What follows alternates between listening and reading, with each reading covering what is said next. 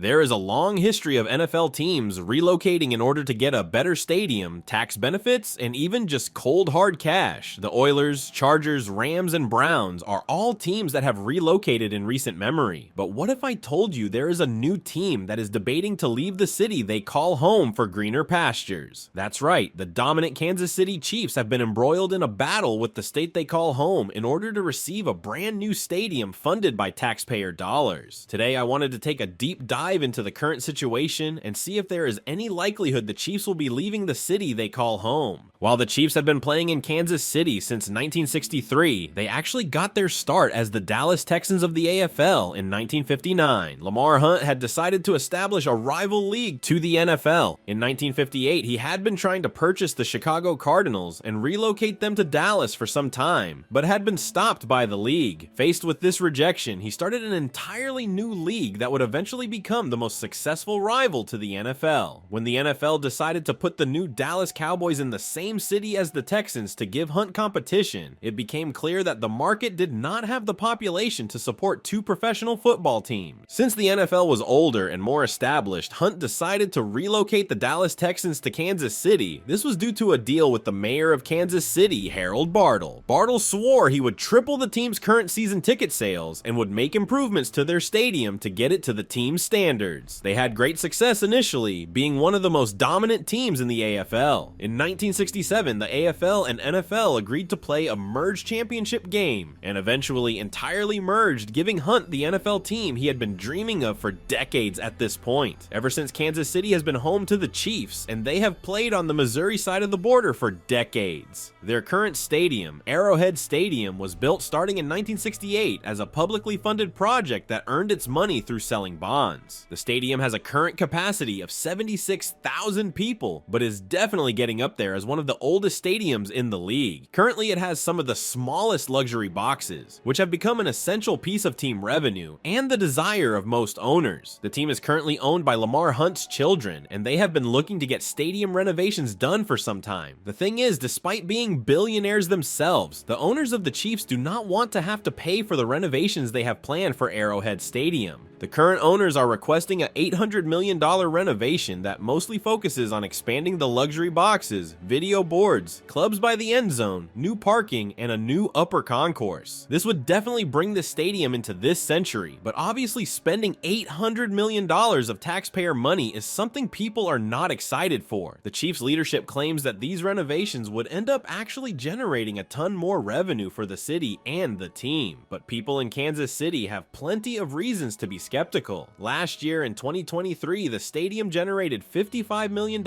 in revenue for the city. Meanwhile, the city also ended up paying out about $58 million to the Chiefs through their tax incentives. This means the current stadium is actually costing the taxpayers about $3 million a year to operate. Even if the team did manage to generate a ton more revenue, the current deal means it is very likely the situation would continue. Obviously, the tax-paying citizens of Kansas City were not dumb enough to just walk into this terrible deal, so they decided to put it to a vote. On the ballot was a question related to sales tax. It essentially boiled down to taking the sales tax generated across the market and using it to help fund the stadium project. It also was going to be used to build the Kansas City Royals a new stadium, as theirs is aging as well. Despite both teams thinking the public should be the ones funding their stadiums, the public voted against this. I actually do not think it is the wrong decision. In Nevada, when the Raiders got public funding for their stadium, it ended up going hundreds of millions over budget and taking longer than expected. These projects tend to end up with massively inflated costs, and that puts a burden on everyday people to fund projects for billionaires. The Hunt family has an estimated net worth of $24 billion at a standard 7% interest rate. That means that they could be making about $1.6 billion off the interest a year. Obviously, we have no way to know where all of their wealth is parked, but I'm just making the point that they are incredibly wealthy. Yet they expect the average person in Kansas City to foot the bill for their new stadium. Kansas City is a large city with a huge skew of income, but it is not like the average person in Kansas City is rolling around in money to throw away on stuff like this. The average person in Kansas City makes less than the national average, and yet these billionaires don't mind taking money from their pocket for their shiny new toy. I understand that certain people will say that a new stadium helps business thrive and will lift the community up in ways not exactly measurable. However, this study from John Bradley found that there was actually less business generated from new stadiums than claimed in most cases. He also says that publicly funded stadiums are a terrible use of taxpayer dollars. Just think about it like this. The city could, in theory, spend $800 million renovating a business district or providing local small businesses support directly. Instead, they spend $800 million on a new stadium and claim that the foot traffic will just take care of the other problems. If the city actually wanted to help its citizens, it could just use that money to do it directly. I feel like these publicly funded stadium projects are just a way for billionaires to get new real estate off the back of poor people. And before anyone in the comments goes down and says that this is just how it works, and there are no teams that don't take millions from the city, there is actually a recent example to prove otherwise. The owner of the Rams, Stan Kroenke, privately funded the brand new SoFi Stadium in Los Angeles, and it ended up being one of the prettiest stadiums in the league. The initial $5 billion for construction was privately funded. While the city did need to give up some things like a tax reimbursement after 5 years, and the federal government added a monorail line to the business district, it wasn't off the backs of raising sales tax on everyday people. I understand sometimes city governments are going to have to play ball on some level, and tax reimbursement for work already done is a much better way of doing it.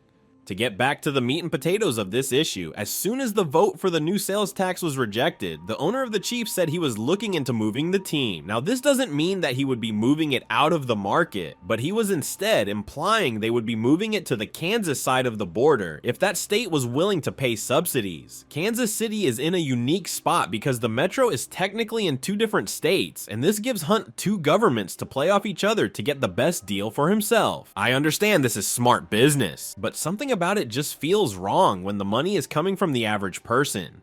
The state government of Kansas actually reworked their entire state tax laws just to have a chance to entice the team to move to that side of the border. Despite studies proving public investment in stadiums isn't a great idea, these teams are great at playing to the ego. Plus, it is a great feather in the cap of any administration to get the credit for being the governor or mayor that brought a team to the state. The Chiefs also benefit from not really losing their market. If they cross the border, the city is still right there, and it's not like Missouri will suddenly boycott the team for being 50 miles away. Honestly, I think the state of Kansas is going to give them everything they desire.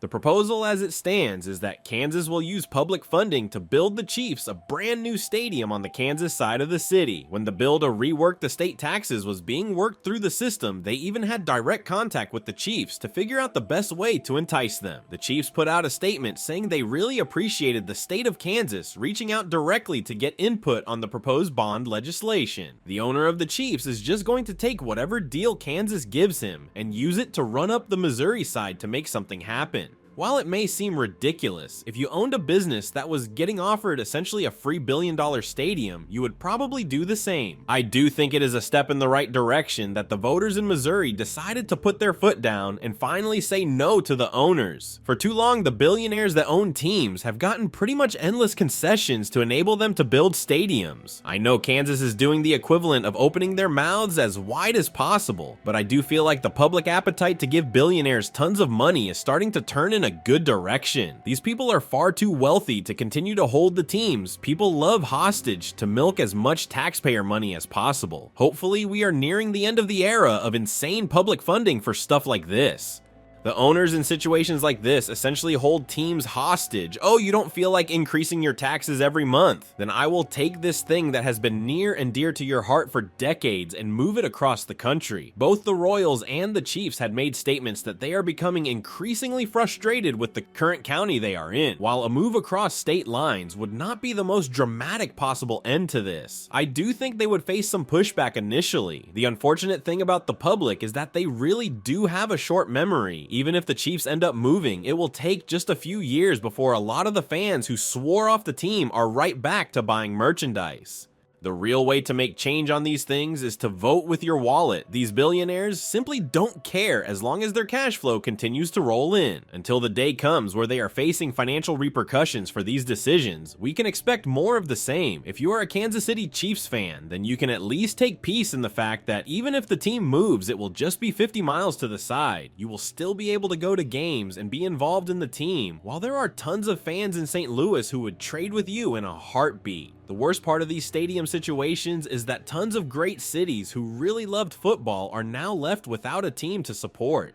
That is a breakdown of the current situation in Kansas City, and while I do feel like they will end up taking whatever deal ends up better for them, we will have to wait and see how it finally plays out. I could see them moving to the state of Kansas if they get a brand new stadium instead of just renovations, and I could see the county they are in now breaking down and conceding everything to keep them there. If you enjoyed the video, then I would appreciate you pressing the like button and leaving a comment down below. It really helps the video in the algorithm, and we are trying to hit 10,000 subscribers this year, so we would appreciate the support. We post 3 videos a week and take recommendations on the videos you would like to see. Thank you all for watching.